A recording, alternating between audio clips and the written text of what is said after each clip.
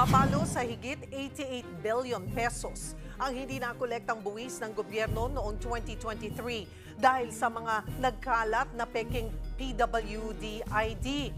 Mukhang hindi rin sapat na naghihigpit lang sa pag-issue ng PWD ID. Kaya plano na rin ng pamahalaan na magpatupad ng Unified Identification System. Sisimula ng pilot implementation nito ngayong Enero. Para pag-usapan yan, magkakasama natin si Ma'am Glenda Relova, ang Executive Director ng National Council on Disability Affairs o NCDA. Magandang tanghali po sa inyo, ma'am. Magandang tanghali po, Miss Cheryl, at sa inyo pong mga taga-subaybay. Opo. Paano po yung magiging proseso ng Unified Identification System, ma'am? Ito po ay bunga sa pag-uusap po ng DSWD, NCDA, Organizations of Persons with Disability, and mga establishmento po. So, magkakaroon po ng isang central issuing authority, pero ito po ay based on the issuance lang ng ID. But the application and approval of the beneficiaries or yung pong approval ng pagiging persons with disability nila, naka-reside pa rin po sa mga local government unit dahil sila po yung first contact ng ating mga persons with disability. Yung PWD lang po, ang sa local government pa rin ang kukuha sila ng approval. Opo, kasi dun po nila isasubmit yung pong medical diagnosis. Doon din po nila isasubmit yung application form po nila.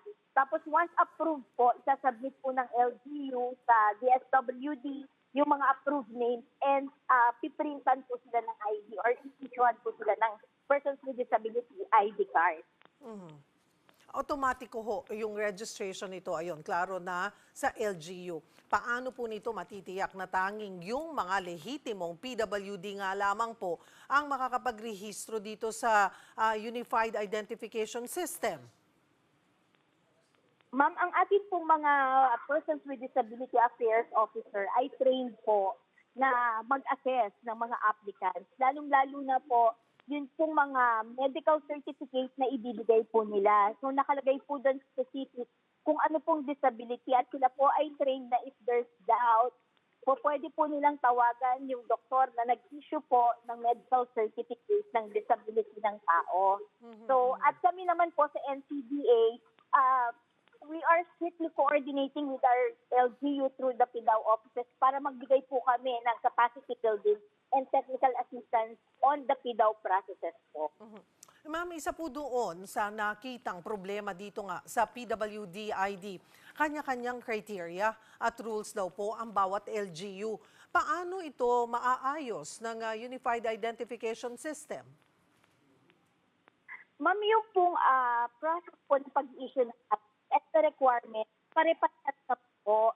Sumunod naman po ang ating mga local government units.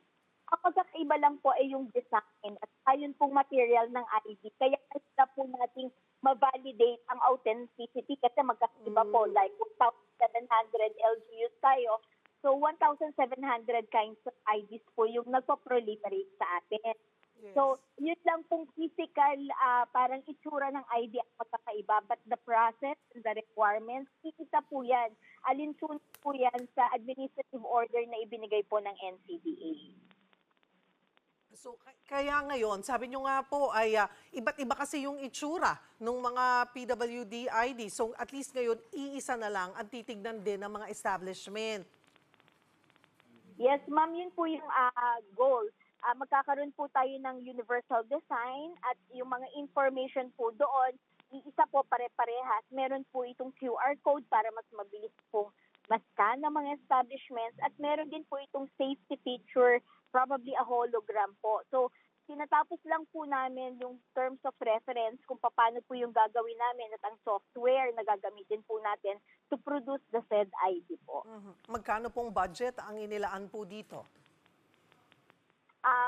So far po, ma'am, wala pa pong naka-final na budget po. Pero dun sa mga initial na pag-aaral po namin, ito po ay ng NCDA lang po, yung mga initial pag-aaral po namin, aabutin po ng nasa 400 million po yung pagpoproduce po ng 1.8 million na IDs. But it could it could go up po, depende po sa security features na idadagdag po natin dun sa ID.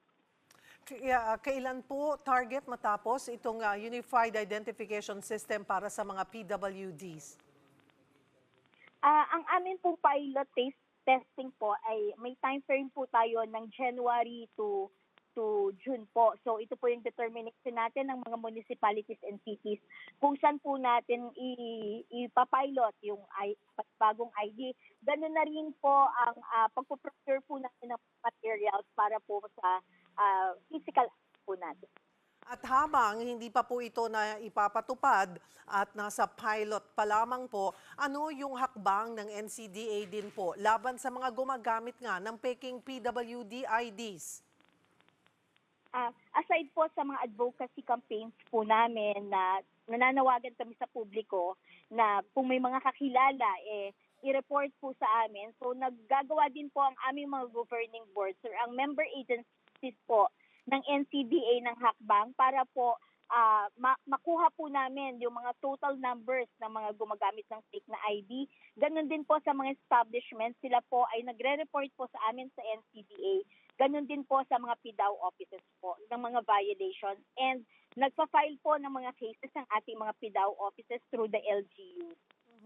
May nahuhuli po ba na paparusahan? Ano po ba ang parusa pag nahuling gumagamit ng peking PWD ID?